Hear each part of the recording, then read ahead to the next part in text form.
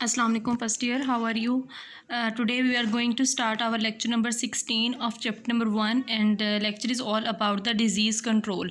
ठीक है, हम लोग पिछले लेक्चर से ही हम लोग ये पढ़ते आ रहे हैं कि किस तरह से बायोलॉजी ने मैनकाइंड को किस तरह से बेनिफिट्स दिए हैं. ठीक है, तो उसमें हमने काफ़ी चीज़ें पढ़ ली थी. तो आज हम लोगों ने डिजीज़ कंट्रोल के बारे में पढ़ना है कि डिजीज़ को बायोलॉजी किस तरह से कंट्रोल करती है, ऐसी क्या टेक्निक्स यूज़ की हैं बायोलॉजी के अंदर या बायोलॉजिस्ट ने ऐसे क्या क्या मेथड्स डिस्कवर किए हैं जिसके ज़रिए से जो फैटल डिजीज़ हैं उनका कंट्रोल हो सकता है. तो first of all disease control there has been fantastic progress in the area of diseases and health. 3 prolonged actions are taken against various diseases. ठीक है, 3 तरह के मेजर्स हैं जिनको हम लोग अडॉप्ट कर सकते हैं डिजीज़ के ख़ात्मे के लिए. ठीक है, डिजीज़ को ख़त्म करने के लिए 3 तरह के मेजर्स हैं जिनको हम लोग अडॉप्ट कर सकते हैं. उसमें है प्रिवेंटिव मेजर्स, उसके बाद है वैक्सीनेशन या इम्यूनाइजेशन, उसके बाद है ड्रग ट्रीटमेंट या फिर जीन थेरेपी. तो फर्स्ट ऑफ ऑल है प्रिवेंटिव मेजर्स. ठीक है, प्रिवेंशन से ये वर्ड निकला है प्रिवेंटिव का. तो प्रिवेंशन का मतलब आपको पता है कि परहेज़ होता है. ठीक है, तो हम जैसे कहते हैं ना, एक हमने प्रोवर्ब भी सुनी हुई है कि परहेज़ इलाज से बेहतर है, prevention is better than cure. तो हम लोगों को चाहिए कि जितनी भी डिजीज़ हैं अगर हम लोगों को उसके सिम्टम्स, हम लोगों को उसकी काजेज़ पता लग जाएं तो उसके बाद हम लोग ट्रीटमेंट भी बहुत इंपॉर्टेंट चीज़ है. लेकिन कुछ डिजीज़ ऐसी होती हैं जो कि सिर्फ प्रिवेंशन से काबू में आ सकती हैं, तो उसके लिए हमें ट्रीटमेंट की तरफ जाने की ज़रूरत नहीं पड़ती. तो ये जो परहेज़गारी होती है ये एक बहुत इंपॉर्टेंट चीज़ है. ठीक है, तो देखते हैं कि बायोलॉजी इस प्रिवेंटिव मेजर्स के अंदर क्या क्या काम करती है. Biological sciences have provided us the information about the causative agents and their mode of transmission. मैंने पहले ही आपसे ये बात की कि अगर हमें बीमारी की वजह पता चल जाए, ठीक है कि किस वजह से ये बीमारी हुई है, तो हमें प्रिवेंशन करना ज़्यादा आसान हो जाती है. तो बायोलॉजी ने इसके अंदर क्या काम किया है, बायोलॉजी ने हमें बहुत सारी जो डिजीज़ हैं उसका कॉजेटिव एजेंट्स का इंफॉर्मेशन दे दी है. कॉजेटिव एजेंट्स वो एजेंट्स होते हैं जिनके ज़रिए से बीमारी फैलती है. And their mode of transmission. Mode of transmission का क्या मतलब है कि वो ट्रांसफ़र किस तरह से होते हैं एक ऑर्गेनिज़म से दूसरे ऑर्गेनिज़म के अंदर. ठीक है, तो अब जब बायोलॉजी ने हमें ये 2 चीज़ें बता दी हैं कि किसी भी डिज़ीज़ का कॉजेटिव एजेंट क्या है और उसका मोड ऑफ ट्रांसमिशन क्या है, तो हमें प्रिवेंशन लेना आसान होती है. फॉर एग्ज़ाम्पल एड्स के बारे में आप लोगों ने सुना होगा. ठीक है, एक्वायर्ड इम्यूनोडेफिशिएंसी सिंड्रोम इसको कहते हैं. एड्स जो होता है वो एक वायरस से फैलता है जिसको हम लोग बोलते हैं HIV virus. And spread through free sexual contact through blood transfusion.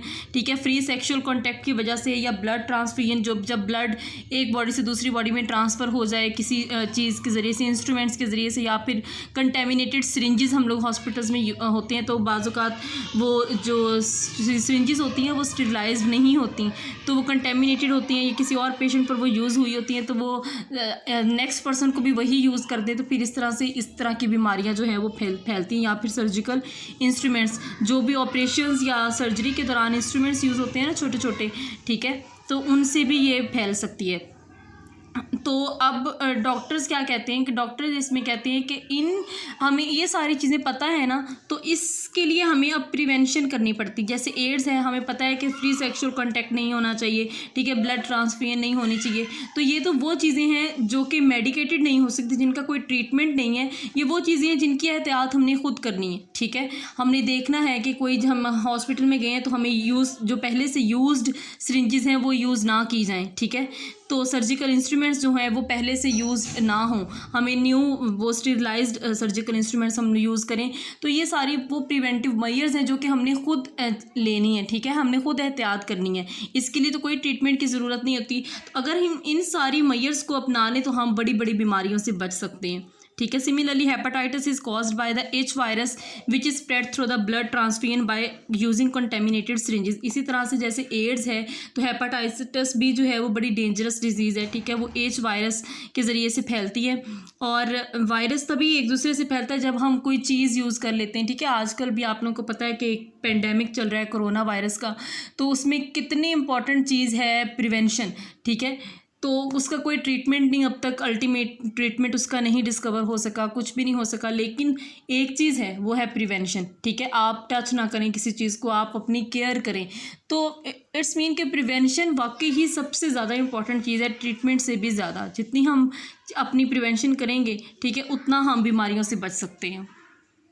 तो नेक्स्ट जो इसमें हमारा डिजीज़ कंट्रोल के अंदर जो मेजर है वो है वैक्सीनेशन या इम्यूनाइजेशन, ठीक है। तो इससे क्या होता है देखते हैं। Many diseases such as polio, whooping cough, measles, mumps can easily be controlled by vaccination और शॉट्स। वैक्सीनेशन को हम लोग शॉट्स भी बोलते हैं, ठीक है। जैसे पोलियो वगैरह होती है, मतलब कि इस तरह की डिजीज़ जो किसी वायरस के ज़रिए से फैले या फिर कोई डिफेक्ट हो, ठीक है। तो मीज़ल्स है, जैसे मम्प्स है, तो इस तरह की जब बीमारियां होती तो उसके लिए वैक्सीन अप्लाई की जाती है बॉडी के अंदर, वैक्सीनेट किया जाता है बॉडी को, ठीक है। वो किस तरह से हम नेक्स्ट देखते हैं। फर्स्ट ऑफ ऑल जो पहली वैक्सीनेशन की टेक्निक थी वो किसने फर्स्ट टाइम डेवलप की थी, वो एडवर्ड जेनर ने की थी इन 1796, ठीक है। उसके बाद मैं आपको ये बताता हूँ कि ये जो वैक्सीनेशन का वर्ड है ये कहाँ से आया। एक डिजीज़ थी, ठीक है, cowpox pass is known as vacca, ठीक है। तो वॉका का मतलब होता है काउ, ठीक है। लैटिन वर्ड होता है ना वाका, तो उस लैटिन में जो ये आई ना काउपॉक्स पास डिजीज़ आई, ठीक है। तो लैटिन में काओ को कहते हैं वॉका कहते हैं काओ को, ठीक है। तो वहाँ से ये वर्ड निकला है वैक्सीनेशन का। सिंस देन द इनोकुलेशन और the vaccination is carried out to make the people immune from viral और बैक्टीरियल एपिडेमिक्स। मैंने पहले ही आपसे ये बात की कि ये इस तरह की डिजीज़ के लिए वैक्सीन तैयार होती हैं जो कि वायरल हों या फिर बैक्टीरियल हों, ठीक है। जो बैक्टीरिया या किसी वायरस से फैलती हैं उनसे, उनके लिए ये होता है वैक्सीन किया जाता है, बॉडी के अंदर इनोकुलेशन की जाती है, ठीक है।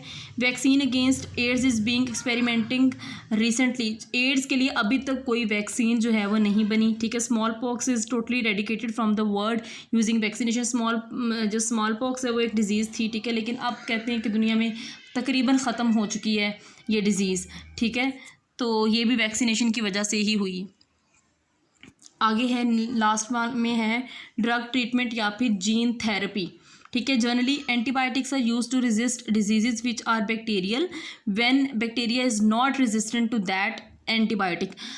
जो ज़्यादातर बैक्टीरियल डिजीज़ होती हैं उनको एंटीबायोटिक्स के ज़रिए से क्योर किया जाता है, लेकिन तब तक क्योर ही कर सकते हैं ना अगर कोई बैक्टीरिया उसका रेजिस्टेंट ना शो करे। अगर बैक्टीरिया के अंदर भी रेजिस्टेंस एंटीबायोटिक की है तो वो एंटीबायोटिक का कोई असर नहीं होगा, ठीक है। But in cancer radiotherapy and chemotherapy are used. लेकिन जो कैंसर जैसे डिजीज़ होती हैं उसके लिए ये दो तरह के ट्रीटमेंट्स होते हैं जिसको हम लोग बोलते हैं रेडियोथेरेपी एंड कीमोथेरेपी। रेडियोथेरेपी के अंदर होता है कि रेडिएशंस के ज़रिए से जो कैंसेरियस सेल्स हैं उनको किल किया जाता है, और कीमोथेरेपी के अंदर होता है सर्टन ड्रग्स या केमिकल्स यूज़ होते हैं जो कि कैंसेरियस सेल को किल करते हैं। रेडियोथेरेपी को हम लोग अब यहाँ पे डिटेल से देख लेते हैं। In this cancerous part is expose to short wave radiations. जो देखिए ये सारा जो होता है ये मशीन्स के ज़रिए से टेक्निकल काम होता है, ठीक है। अब क्या होता है कि जिस हमारे बॉडी के जिस हिस्से पे कैंसर होता है ना उसको क्या किया जाता है, उसको रेडिएशंस के सामने एक्सपोज किया जाता है, ठीक है। अब क्या होता है कि रेगुलर इंटरवल्स के बाद उसके ऊपर उस जो पार्ट कैंसेरियस पार्ट होता है उसके ऊपर रेडिएशंस जो हैं वो गिराई जाती हैं, ठीक है, शॉर्ट वेव रेडिएशंस। फिर क्या होता है कि उसके ज़रिए से जो कैंसेरियस सेल्स होते हैं वो मर जाते हैं, ठीक है। इन पाकिस्तान के अंदर भी बहुत सारे ऐसे सेंटर्स हैं जो कि रेडियोथेरेपी करते हैं और इससे कैंसर को काफ़ी हद तक कंट्रोल किया जा चुका है। उसके बाद है chemotherapy. Chemotherapy consist of administrating certain anti cancer chemicals to the patients at regular intervals. ये भी इसी तरह से होती है कि रेगुलर इंटरवल्स के बाद हमने कीमोथेरेपी करनी होती है, ठीक है, सर्टन केमिकल्स के ज़रिए से, एंटी कैंसर एजेंट्स के ज़रिए से करनी होती है। लेकिन इसका एक नुकसान ये होता है कि ये कैंसेरियस सेल्स को तो किल करती ही करती है, साथ साथ ये नॉर्मल सेल्स को भी डिस्ट्रॉय करना शुरू कर देती है। इस वजह से ये थोड़ी सी हार्मफुल भी हो सकती है कीमोथेरेपी।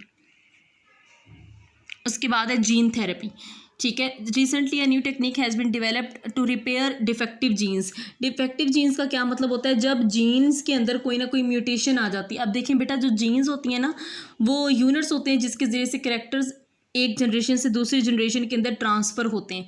अब वो जो जीन्स होती हैं उनका एक प्रॉपर मेकअप होता है, मेकअप का मतलब होता है कंपोजिशन होती है, उनका पूरा एक सीक्वेंस होता है। अगर वो सीक्वेंस डिस्टर्ब हो जाए तो उस वक्त वो जीन जो होती है वो डिफेक्टिव जीन कहलाती है। या फिर क्या होता है कि जीन्स के अंदर म्यूटेशंस आ जाती हैं। म्यूटेशंस क्या होती हैं? सडन चेंज आ जाए किसी जीन के अंदर तो उसको हम लोग बोलते हैं म्यूटेशन। म्यूटेशन के नतीजे में जो जीन्स होती है वो डिफेक्टिव हो जाती है, ठीक है। तो उसकी जगह पे जो सही वाली जीन होती है, ठीक है, वो इंसर्ट की जाती है, रिपेयर किया जाता है उस जीन को। वो किस तरह से होता है? This consist of isolating normal genes and inserting it into the host through bone marrow cells. This is called gene therapy. अब क्या होता है कि जो डिफेक्टिव जीन्स होती हैं ना, ठीक है, उसको रिपेयर करने के लिए क्या होता है कि किसी की नॉर्मल जीन्स लेके उसको बोन मैरो सेल्स के ज़रिए से जो है वो दूसरी बॉडी के अंदर ट्रांसफ़र किया जाता है। फॉर एग्जांपल हमारे एक मैं आपको एग्जांपल देती हूँ, ठीक है। तो एक मैंने यहीं पे हमारे नॉर्मली एक एग्जांपल है, एक बच्चा था, उसकी हाइट नहीं बढ़ रही थी, ठीक है। तो क्या हुआ, उन्होंने क्या किया कि अपनी ना उसकी सिस्टर के ज़रिए से उस जीन थेरेपी की, बोन मैरो सेल्स के ज़रिए से जीन्स उसके अंदर ट्रांसफ़र की और फिर उसका इस तरह से ट्रीटमेंट हुआ। तो ये होती है जीन थेरेपी, ठीक है। उसके बाद integrated disease management. Integrated disease management का मतलब होता है ये भी एक पूरा डिजीज़ कंट्रोल का मेथड है। जब डिजीज़ कंट्रोल, देखिए हम सिर्फ डिजीज़ को कंट्रोल करना सिर्फ साइंटिस्ट का काम नहीं है या फिर सिर्फ डॉक्टर्स का काम नहीं है, ठीक है। जब हम लोग भी उसके साथ हेल्प करेंगे, पूरी कम्युनिटी हमारी हेल्प करेगी, तो एक पूरा सिस्टम जब बन जाता है तो उसको हम लोग बोलते हैं integrated disease management. Besides its contribution to food production and health of man, biology has discovered a number of technologies for the welfare of mankind, for example cloning and protection and conservation of environment. इसके अलावा ये जो disease control के अलावा और भी बहुत सारे एरियाज़ हैं, फील्ड्स हैं जहाँ पे बायोलॉजी ने बहुत काम किया है और मैनकाइंड की बहुत हेल्प की है, ठीक है। उसमें एक प्रोसीजर होता है क्लोनिंग का, फिर protection and conservation of environment भी आ जाता है, ठीक है। तो ये सारी चीज़ें किस में आ जाती हैं? ये biology and service of Mankind के अंदर ही आ जाती हैं। अच्छा, उसमें क्लोनिंग का एक प्रोसीजर है, ठीक है। इसकी डिटेल हम लोग नेक्स्ट लेक्चर में देखेंगे। तो यहाँ पे हम लोग उसका थोड़ा सा डिफाइन कर लेते हैं कि क्लोनिंग क्या होती है। Cloning is technology use for achieving eugenic AIIMS. A clone is defined as a cell of the individual and all its asexually produced offspring. For example, first of all ये जो cloning है ये एक asexual method of reproduction है, ठीक है। वो किस तरह से होता है कि जितने भी क्लोनिंग के प्रोसीजर में मेंबर्स बनते हैं ना, ऑफस्प्रिंग्स बनते हैं, वो जेनेटिकली आइडेंटिकल कॉपीज़ होती हैं, ठीक है। मतलब ये कि ट्विंस जिसे हम लोग कहते हैं, तो ये asexually प्रोड्यूस होती हैं अगर इसके अंदर कोई म्यूटेशन अकर ना हो तो। 1997 के अंदर क्या हुआ था? Scientist succeeded in cloning a sheep, ठीक है। तो फर्स्ट ऑफ ऑल जो क्लोनिंग का प्रोसीजर है वो 1997 के अंदर हुआ था और शीप का पता है ना क्या होती है? शीप को फर्स्ट ऑफ ऑल इन्होंने क्लोन किया था। Other mammalian species mice and cow have since been cloned. उसके अलावा जो माइस या काऊ होती है उनको भी क्लोन किया जा चुका है। अब होता है कि इस प्रोसीजर के अंदर, in this procedure nucleus from a fertilized egg is removed and a nucleus from a cell of fully developed individual is inserted in its place. अब देखें बेटा होता क्या है कि एक न्यूक्लियस है किसी भी ऑर्गेनिज्म का, ठीक है, फर्टिलाइजेशन हुई है उसकी, उसमें से न्यूक्लियस फर्टिलाइजेशन पहले होती है ना, ठीक है, और उसके बाद जाइगोट बनता है। जाइगोट बनने से पहले जब फर्टिलाइजेशन हो जाती है तो उसमें से न्यूक्लियस को रिमूव कर लिया जाता है और उसकी जगह पे एक ऐसे इंडिविजुअल का न्यूक्लियस इंसर्ट किया जाता है जो कि फुली डिवेलप्ड है। समझ आइए मेरी बात की? अभी देखें जिसमें से हमने न्यूक्लियस निकाला है ना, वो ऑर्गेनिज्म अभी पूरी तरह से डेवलप नहीं है, उसके अंदर सिर्फ अभी फर्टिलाइजेशन हुई है, ठीक है, अभी जाइगोट भी नहीं बना। क्या होता है उसमें से उसके वाला न्यूक्लियस रिमूव कर देते हैं और जिस तरह की हमें रिक्वायरमेंट होती है हम उस इंडिविजुअल का न्यूक्लियस उसके अंदर इंसर्ट कर देते हैं, ठीक है, जिस तरह का करैक्टर हमें चाहिए होता है, ठीक है, तो इंसर्ट कर देते हैं। फिर क्या होता है? The altered zygote is then implanted in a suitable form where it completes development. फिर क्या होता है? अब वो दोनों न्यूक्लियस मिल गए, वहाँ से क्या हुआ? जाइगोट बन गया, ठीक है। जाइगोट बनने के बाद उसको एक वॉर्म के अंदर डाला जाता है। वॉर्म होता है जिसके अंदर डेवलपमेंट होती है किसी भी, ठीक है, इंडिविजुअल की। जाइगोट को डाला जाता है, फिर जाइगोट वहाँ से डेवलप हो जाता है और हमें अपनी मर्ज़ी का करैक्टर जो है वो मिल जाता है। अब क्या होता है कि वो जो नया इंडिविजुअल बनता है ना, इस प्रोसेस के नतीजे में वो जेनेटिकली आइडेंटिकल होता है, मतलब कि वो एक जैसा होता है जो कि हमने पेरेंट्स से जहाँ से न्यूक्लियस लिया था, ठीक है, जिस ऑर्गेनिज्म का हमने फुली डेवलप्ड ऑर्गेनिज्म का न्यूक्लियस लिया था ना, ठीक है, तो वो जो नया इंडिविजुअल बनेगा ना वो सेम उसी जैसा होगा। इसी को तो कहते हैं आइडेंटिकल ट्विंस बनना या जेनेटिकली आइडेंटिकल होना। तो वो एक क्लोन बनता है। ठीक हो गया।